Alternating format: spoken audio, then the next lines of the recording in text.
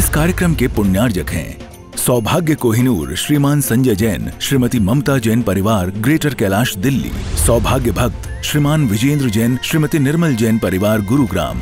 सौभाग्य भक्त श्री मनीष गोधा, श्रीमती सपना गोधा, गोधा एस्टेट परिवार, इंदौर।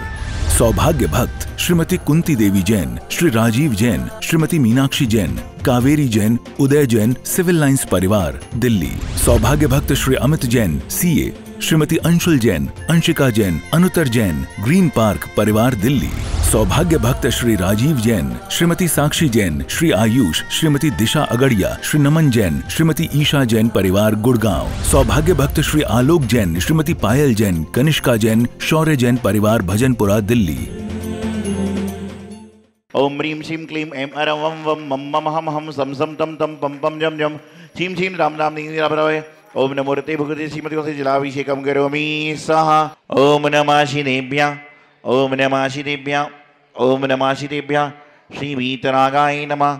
ओम नमो अर्हते भगवते श्रीमते श्री पारसितंकराय द्वादश कल शुक्ल सर्वज्ञाय स्वयंभुवे सिद्धाय बुद्धाय परमात्मनि परम सुखाय त्रिलोकमहि व्याप्ताय अनंत संसार चक्र परिवर्तनाय अनंत दर्शनाय अनंत ज्ञानाय अनंत सुखाय सिद्धाय बुद्धाय त्रिलोकशंकराय सत्य ज्ञान ऋषियारी का श्रावक श्राविका प्रमुख चतुर्संगोत्सव विनाशनाय घाती कर्म विनाशनाय अघाती कर्म विनाशनाय अवयस्माकम अतिकामं प्रतिकामं अलिकामं क्रोधं अग्निं सर्वशत्रुभयं सर्वशरीरं सर्वविघ्नं सर्वभयं सर्वराजभयं सर्वचोरभयं सर्वदुष्टभयं सर्वमृगभयं सर्वचक्रभयं सर्वपरमन्त्रं सर्वशूलरोगं सर्वक्षयरोगं सर्वकुष्ठरोगं सर्वक्रूररोगं सर्वनरमारिं सर्वगजमारिं सर्वशिमारिं सर्वगौमारिं सर्वमहिष्मारिं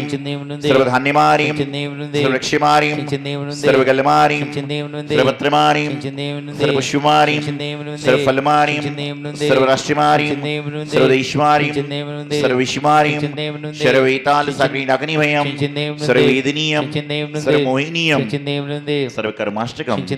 ओम श्री दर्शन महाराज चक्रिकम तेजो बलिशौरी वीरी शांति सर्वजनानंदनम सर्वभव्यानंदनम सर्वकुलानंदनम शैवानंदनम सर्वलोकानंदनम सर्वदेशानंदनम सर्वयजमानंदनम सर्वदुःखम हन हन दहने पचपच वाचपटे कुटकुट शीघ्रम शीघ्रम यस्तुकम त्रिलोकेषु व्याधिवर्षणमयतम अभयम क्षेमारोग्यम स्वस्तिरस्तु शिवमस्तु शांतिरस्तु तुष्टिरस्तु पुष्टिरस्तु स्वस्तिरस्तु कल्याणमस्तु कुलगोत्र धनसुमासुनि वलिरम पुष्प सिद्धपुरुष नेमिनाथ प्रसन्नमा इत्तेन मंत्रम ओम नमो अर्हते भगवते श्रीमते पुरुष शांति नाथे शांति कराय सर्व पाप नाशनाय सर्व क्षुद्रपद्र विनाशनाय सर्व छामल डमन विनाशनाय ओम राम ह्रीम रोम रम सिकोसमा परम पूज्य गुरुवर आचार्य श्री सिद्धांत सागर जी महाराज नाम देशे।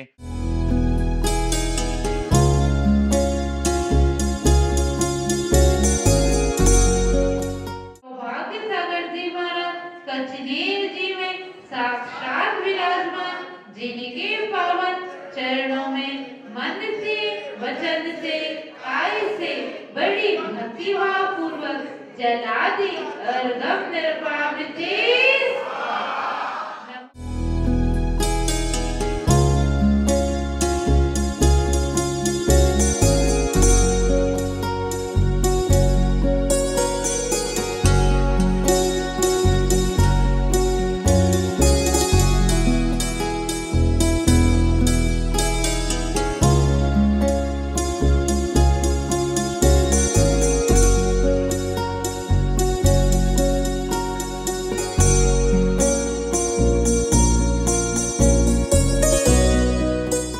महानुभाव, जीवन में कोई व्यक्ति कुछ प्राप्त करके खुश है, कोई व्यक्ति कुछ कुछ प्राप्त करके खुश है, कोई व्यक्ति बहुत कुछ प्राप्त करके खुश है और कोई व्यक्ति सब कुछ प्राप्त करके भी खुश नहीं है। क्योंकि खुशी जो मिलती है वह वस्तुओं से नहीं मिलती बल्कि अंतरंग से मिलती है। यदि खुशी वस्तुओं से मिलती तो जब आपने पहली बार कार खरीदी होगी उस समय आपको कितना आनंद आया था, लेकिन जब दोबारा दूसरी कार खरीदते हो फिर आपको आनंद आने लग जाता है। अर्थात खुशी कार खरीदने से नहीं है, खुशी आपके मन के अंदर है। यदि कार खरीदने से खुशी मिलती तो दोबारा आपको कार खरीदने की जरूरत पड़ती नहीं। आज देखने में आता है कि बहुत सारे जीव ऐसे होते हैं जिनके पास अनलिमिटेड वस्तु हैं, जिनकी गिनती नहीं है, लेकिन उसके बाद भी वह हैरान है, परेशान है, क्योंकि उसका जो तृष्णा है, उसकी जो लालच है, वह इतनी बड़ी हुई है, इतनी बड़ी हुई है कि उसको कितना भी मिल जाए उसके जीवन की समाप्ति होती ही नहीं। आपने अभी परिश्रम में जब सोच धर्म को सुना तो आपने तरह तरह के किस्से कहानी सुने कि लोभ करने वाले के साथ क्या होता है, लोभ करने वाले को क्या मिलता है। और मैं एक बात हमेशा कहता हूं कि हमेशा आपको कहीं पर लोभ करने से हनी मिले ये जरूरी नहीं है। हनी किसे कहते हैं? शहद को। हनी की प्राप्ति करने वालों की कई बार हानि भी हो जाती है कि मधुमक्खी उनको डंकी भी मार दे। हालांकि जैन धर्म में शहद खाना निषेध है और खाना भी नहीं चाहिए, लेकिन जो लोग शहद खाने के चक्कर में जाते हैं कई बार उनको हानि भी मिलती है। तो जरूरी नहीं है कि हर व्यक्ति आपको हनी दे, कई व्यक्ति आपको हानि भी पहुंचा सकते हैं। तो आपको क्या करना है? जो आपके पास में प्राप्त है, जो आपके पास में वस्तु है, उसका पहले आनंद लो। हमारे साथ क्या हो रहा है कि हम लोग क्या करते हैं कि जो वस्तु हम कर रहे हैं उसका आनंद नहीं लेते, बल्कि जो आगे होने वाली है उसके चक्कर में परेशान रहते हैं, इसलिए इंसान उसका मजा ले नहीं पाता। और जो समझदार व्यक्ति होता है वह क्या कहता है, भैया आज मेरी थाली में रोटी पूड़ी है, मैं इसको खाकर आनंद लूंगा, कल पता नहीं क्या मिलने वाला है। और दूसरा आदमी ये सोचता है आज जैसे तैसे खा लो, कल तो बहुत कुछ खाने मिलने वाला है। जो आपके पास में आज थाली में उसको खाएं, हो सकता है कल जहां पार्टी में जा रहे हैं वह किसी कारण से पार्टी ही कैंसिल हो जाए, तो फिर ये भी गया और वो भी गया। एक बार एक चोर राजस्थान में चोरी करने पहुंचा और जब राजस्थान में चोर चोरी करने पहुंचा तो वहां पर उसने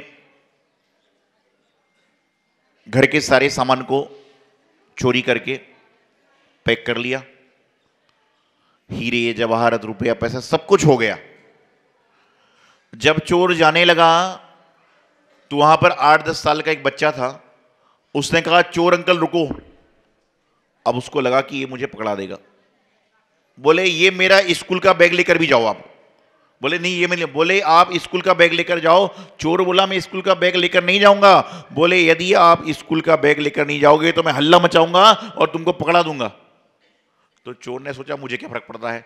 उससे चोर ने स्कूल के बच्चे का बैग भी ले लिया। बोले, तू बैग चोरी क्यों करवा रहा है?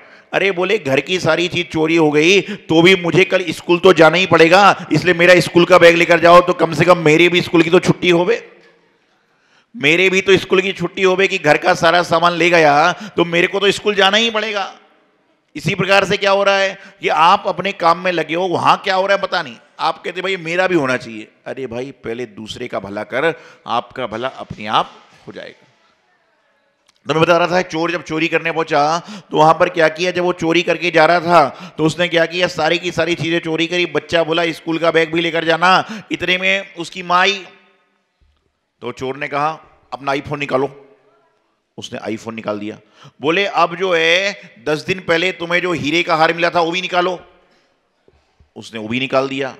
फिर जब वो जाने लगा तो चोर से एक महिला ने पूछा, बोले, मुझे सिर्फ इतनी सी बात बता दो, तुम्हें कैसे मालूम कि मेरे पास आईफोन है और 10 दिन पहले मेरे भाई ने मुझे हीरे का हार दिया है? चोर ने कहा, माताजी मैं आपके फेसबुक में फ्रेंड हूं, मुझे सारी अपडेट मिला करती है। क्या कहा कि मैं आपकी फेसबुक में फ्रेंड हूं, मुझे सारी अपडेट मिला करती है। आजकल ये हो रहा है, आप यहां पर आ रहे हो, भगवान के दर्शन कर रहे हो तो सब ठीक है, लेकिन बाजार में क्या खरीद कर रहे हो, फेसबुक डाल देते हो। और चोर भी तो फ्रेंड तो कोई भी हो सकता है, फेसबुक पे तो कोई भी होता है, चेहरा देख के फ्रेंड थोड़ी ना होता है। तो संसार में यही चल रहा है। हम लोग क्या कर रहे हैं कि हम लोग आजकल क्या करते हैं, मैं देखता हूं, कल की बात बता रहा हूं आपको, कल परसों की बात, यहीं की ताजी बात है, रोज ही होती है। एक आदमी आया, बोले, महाराज जी आशीर्वाद दीजिए, आशीर्वाद दीजिए फोन में। मैंने कहा आशीर्वाद। फिर मैंने थोड़ी देर बाद देखा कि उसमें कुछ दिखाई तो दे ही नहीं रहा है। मालूम चला कि उसका बोले फोन चल ही नहीं रहा है, वो लगा हुआ है कि आशीर्वाद दीजिए, आशीर्वाद दीजिए। फोटो खींच रहे हैं भगवान की, लेकिन कैमरे का मुंह तेरी हो रहे। अरे भाई, भगवान की फोटो कैमरे में खींचने की जगह अपने मन के कैमरे में खींचने का प्रयास करो।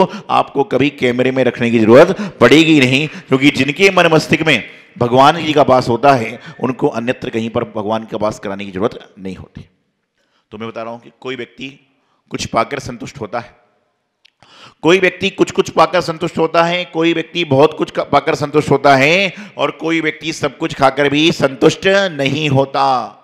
आप प्रातःकाल घर से निकलिए, आपको दो लोग मिलेंगे, एक सेठनुमा आदमी चलता हुआ मिलेगा और एक गरीब आदमी मिलेगा। दोनों रास्ते में आपको चलते हुए मिलेंगे। एक जो सेठनुमा आदमी है वह अपना खाना पचाने के लिए चल रहा है, और जो गरीब आदमी है वह खाना कमाने के लिए चल रहा है। दोनों सड़क पर चलने, कमाने वाले को भी सड़क पर चलना पड़ता है और पचाने वाले को भी सड़क पर चलना पड़ता है। इसलिए हमारे पास कुछ है तो उसके लिए अभिमान मत करो। उसके लिए तो ये सोचिए कि मुझे भगवान आपने इस योग्य समझा तो मैं अपने द्वारा अच्छे कार्य करूंगा, दान करूंगा, पूजा करूंगा, मानवता के काम करूंगा, घर परिवार के लोगों की व्यवस्थाओं को संभालूंगा। ये बात करिए, आपके जीवन का कल्याण होगा।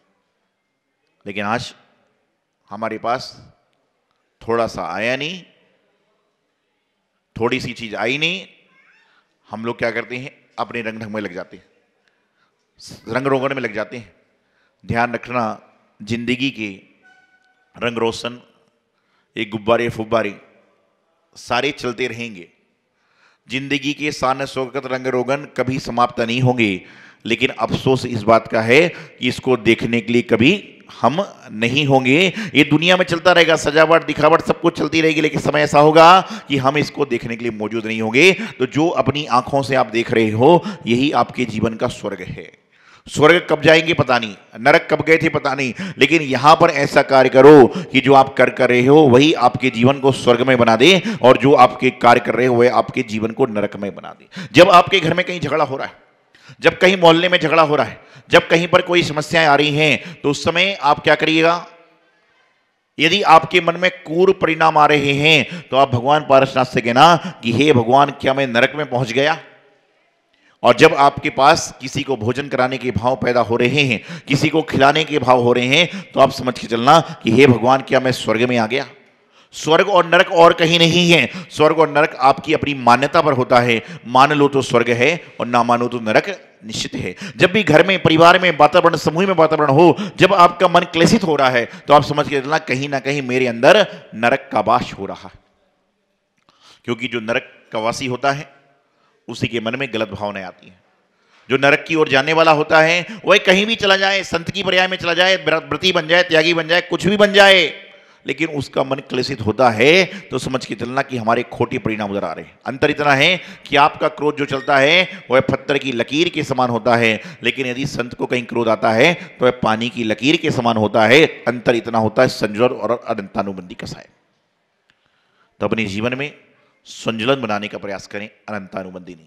कभी भी मैं कहता हूं लड़िए झगड़िए, लड़ना झगड़ना कोई बुरा नहीं है, लेकिन लड़ने झगड़ने के बाद बातचीत कर देना ये सबसे बुरा है। लड़ने झगड़ना कोई बड़ी बात नहीं। भरत बाहुबली का युद्ध हुआ, कितना बड़ा युद्ध हुआ, वो तो आप कुछ कर ही नहीं सकते।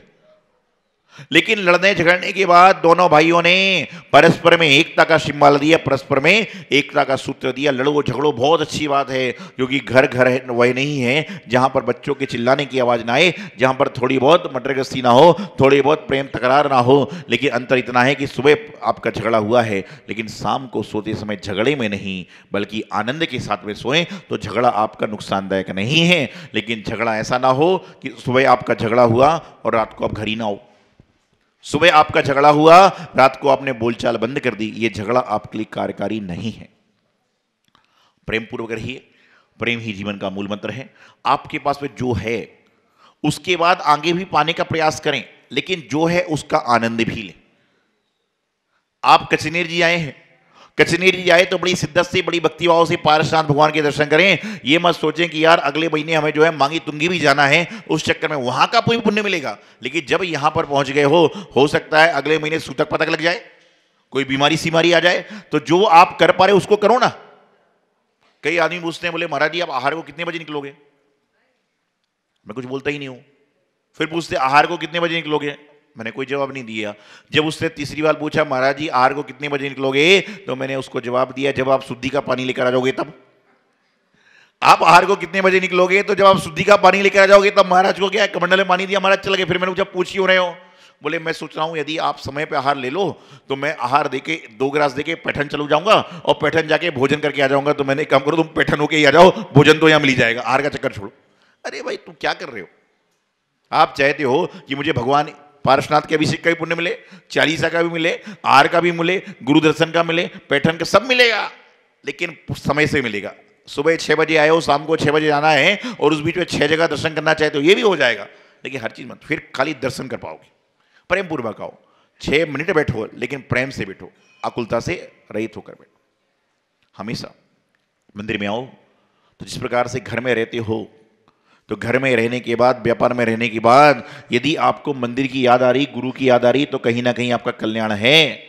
लेकिन मंदिर में रहने के बाद याद आ रही, अरे महाराज जी कब खत्म करेंगे, मुझे घर जाके बच्चों के लिए खाना बनाना है, वो भी कोई बात नहीं, चिंता करना जरूरी है, लेकिन संसार में हो। लेकिन भैया अगले बार आओ तो खाना या तो पहले बना के आ जाओ या फिर व्यवस्था बना के आओ कि 9 बजे का काम है तो 9:30 सामूहिक। हम जाते 8 बजे की जगह 9 बजे हैं और आना चाहते 10 के 9:30 बजे, कैसे होगा काम? तो जीवन में जो मिला है उसको पाने का प्रयास करें और अपने जीवन कल्याण करें, यही जीवन का सार। आचार्य गुरुदेव सिद्धांत सागर जी महाराज। सौभाग्य कोहिनूर श्रीमान संजय जैन, श्रीमती ममता जैन परिवार, ग्रेटर कैलाश दिल्ली। सौभाग्य भक्त श्रीमान विजेंद्र जैन, श्रीमती निर्मल जैन परिवार, गुरुग्राम। सौभाग्य भक्त श्री मनीष गोधा, श्रीमती सपना गोधा, गोधा एस्टेट परिवार, इंदौर। सौभाग्य भक्त श्रीमती कुंती देवी जैन, श्री राजीव जैन, श्रीमती मीनाक्षी जैन, कावेरी जैन, उदय जैन, सिविल लाइंस परिवार, दिल्ली। सौभाग्य भक्त Shri Amit Jain, CA, Shrimati Anshul Jain, Anshika Jain, Anuttar Jain, green park परिवार, दिल्ली।